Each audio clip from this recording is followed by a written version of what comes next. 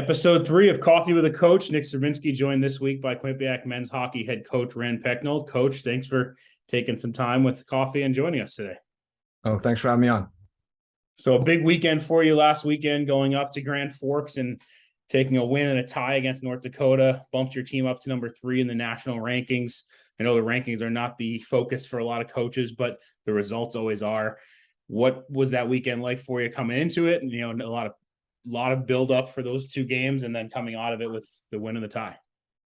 I mean, yeah, it was a great experience. North Dakota's, really good this year. They could be a Frozen Four team. They're very well coached, tons of talent. The emotion and passion of both games, probably more the Friday game, was off the charts for an October venue. It was crazy. Maybe that's because it was two top 10 teams going at it, or rematch of a national championship game from past years. I'm not sure, but there was a lot of things that played into it. But it was crazy intense. It was really like a Frozen Four atmosphere. In terms of Friday, I didn't think we played that well. North Dakota was really good. They kept coming. We had a lead, and they kept coming, and we just didn't manage the puck that well. And then Saturday, we had better buy-in and managed the puck better, and really played to our identity, and came out of there with a 6-2 win. And you talked about the atmosphere, and a couple players in interviews during the games had talked on both teams, talked about the crowd and how loud it was in there on Friday. Saturday, you were able to quiet the crowd a little bit by scoring early. The experience and really just the older players that you have, how important are guys like that in that kind of venue, and then hopefully a venue that you'll see later on in the year? Yeah, I mean, we've got a little bit of everything.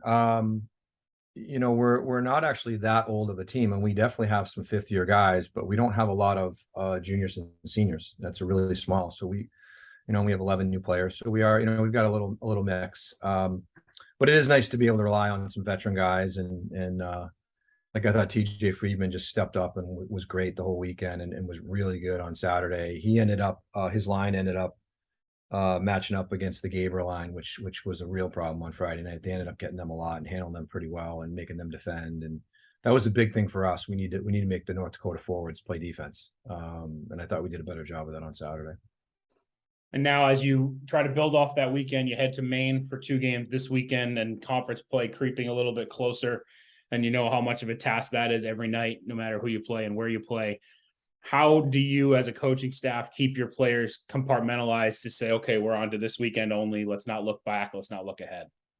Well, it's hard. You try. Like, I've already gone on them twice about it, but it's, they're coming off this, big emotional weekend with Nodak, and we've got to find a way to reload and get our energy and our passion up. And Maine's going to be good, and they're good at home. It's another great place to play. Great atmosphere. The fans are kind of hanging over you there in the end zone. So we'll keep talking about it and keep plugging away, and try to make sure we play 120 minutes this weekend. And I guess one more about the team before we get into your coaching and a little bit of that. Obviously, the last few years, you've said publicly you'd like to score more goals. Obviously, every coach likes to score more goals. Your team has been doing that to start the year for the most part. What's changed with your offense? Has anything philosophy-wise changed, or is it just players scoring goals that should be scoring goals? I think it's just players finishing their chances better. That was our issue last year. I mean, we had a great season. We had a great team.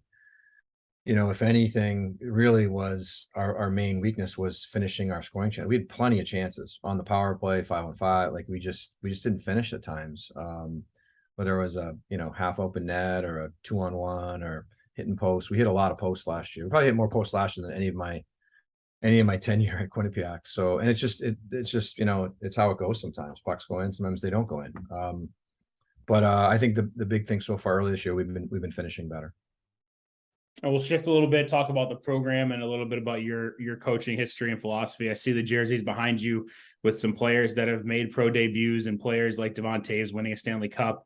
What has that meant for the program and for you as a coach, specifically to have Devon do what he did last year, but also to see this pipeline from Quinnipiac start to build over the last few years? It's great. It's great to get guys in the NHL, and we certainly have players in the American League and playing over in Europe doing really well. But Devon it was great to watch him kind of pop the last couple of years. I always knew he was going to play in the NHL when he left here, but I knew he'd be a good NHL player, but now he's, a top 8, top 10 defenseman in the entire NHL. Like, he's been unbelievable. The plus minus, right? All the stats have been just off the charts. But and I was fortunate he invited me to his cup party, so we went out to Denver, and it was a great experience. We had, I think, the nice thing about Devon, he's such a good person. Like, he invited all his Quinnipiac teammates, and there was 20 of my alums there, 20 guys that had played for me. So it was crazy. So it was fun and a great experience, and I really appreciate that he wanted to share that with his Quinnipiac brothers. And shifting towards the USA hockey side a little bit, coaching for you, going into coaching the junior national team at the World Championships, had the experience of the camp, at the double camp before this past season or this past tournament. How have you been able to kind of separate the two from doing both at the same time, but also look forward to something that's a great opportunity as a coach? Yeah, I mean, you definitely separate. I have to focus on my Quinnipiac job for sure, and I'm not going to let anything get in the way of that. But like we played Boston College on the road. We won that game, and I'm looking at 2 or 3 of their players that could possibly make the World Junior team, and then we play North Dakota, and I'm looking at 3 players that were at my camp, and so I see them live, and then then I'm breaking down tape for my team, and I'm obviously keeping an eye on those guys, and then I'm having our video coach Sean Roach make me a whole sorter of Jackson Blake shifts and McLaughlin shifts, whatever, and so it's a little bit extra.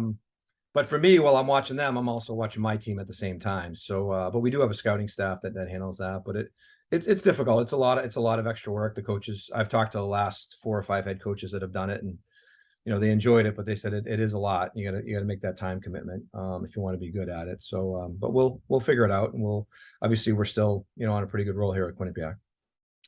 And I know USA Hockey is important in your life in a lot of ways. 2 kids coming through the ranks there, and I know you're not afraid to share some videos of either of your kids or all your kids, but the 2 kids playing hockey and some of those highlights. What is dad mode like for Coach Pecknold when you can get to a rink on the weekend and watch the guys play? Well, I love it. Both my boys are playing, and it's fun to watch. And just for the record, I do want my girls. I tried hockey; they didn't like it. That's okay. One's soccer, one's field hockey. They won't let me post the videos. I have videos to post, and I will ask them, and they say no way. So my daughter had a couple goals in her high school soccer game the other day, and I wanted to post them, but I got to know. So just so we're clear on that, it's not just me about my boys, but yeah, I love USA Hockey. I think it's a great organization. They do a great job. And you just look at the last, 10, 15, 20, 30 years, how many more Americans are in the NHL, how many more, great players just in general are coming out of college hockey to go to the NHL. I think I read the other day that I can't remember the exact number, but the number of NHL GMs that are American is staggering right now. So, and that played college hockey too. So, I just think USA Hockey and the NCAA together are kind of trending up, and I think we'll only see those numbers go up and up as we move forward. And you mentioned USA Hockey. I know from looking at the numbers from the last 2 Coffee with a Coach we put out, a lot of coaches at different ranks, high school, youth hockey, looking through these videos and following ECAC hockey as a whole. What would be a message to them just from the coaching experience that you have? It doesn't have to be too in depth, but to be able to take a team, no matter how it's made up, and put them on that right path during a season, as you've had so many different teams over the years. Yeah, I mean, I think that the big thing I would say, like, I was really fortunate that my 05 played for Marty St. Louis. He had a son on the team, and he got traded to the Rangers, and he took over that team. And I helped a little bit. I didn't do a lot. I would come in on Sundays or whatever. Honestly, Marty didn't need my help, but I was just so impressed watching his practices. And I mean, it was a lot of small games, a lot of high skill, a lot of creativity stuff. Like, he really pushed trying to let IQ develop, put them in problem solving modes, make them solve problems in tight areas. And I think that's really important at young ages, whether it's 9, 10, 11 or 13 or 14. The other thing that I really liked about Marty, and now I like about my 9-year-olds coaches, that do a great job also, is that the positivity, just being really positive and going through that with the 05 and now the 2013. I do see coaches on the other bench, really negative and yelling at the kids, and I'm like, oh, I cringe, and I'm like, no, like, they're 11 years old, they're 9 years old, they're 13, they're 14. And I was just so impressed with Marty coaching my 05 and Adam Delgado the positivity and how they did it. And now with Dave Schneider and Sean Haggerty coaching my 13, like just real positive, and it like that's what they need. They need that. They'll get the other stuff when they get to junior hockey and they get on to college, but it's just a better way to teach kids the way our kids are. Like we don't need that, that old school stuff from 40 years ago. I think we need to mature out of that a little bit as a coaching fraternity. Yeah, you almost want to see them be able to enjoy the game in order to get to that point of the juniors and the pros, right? Right. Yeah. You don't want, you see a lot of burnout with really high end guys, and there's a lot of reasons why kids burn out at 15, 16, 17, 18, or they switch sports and they want to go play lacrosse, or they want to, go play golf or whatever, and they quit hockey. Like we want to keep as many players in the hockey pool on the way up and really enjoy it and develop as many athletes as we can within the USA hockey world. Sure. And the last question for you, hopefully a simple one. How do you take your coffee in the morning?